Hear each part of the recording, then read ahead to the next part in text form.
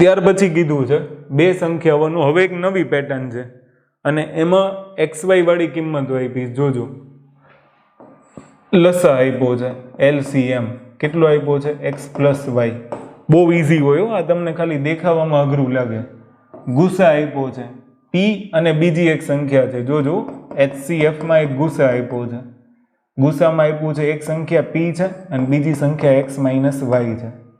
જો એક સંખ્યા p હોય એટલે n1 તમને કીધું છે p, બરાબર? તો n2 શોધવાનું. n2 એટલે આપણે શું કરીએ છીએ?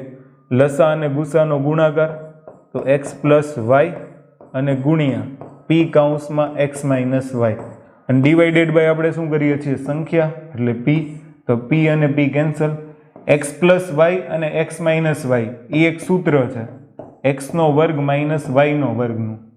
x નો વર્ગ માઇનસ y ના વર્ગનું સૂત્ર થાય x plus y x minus Y.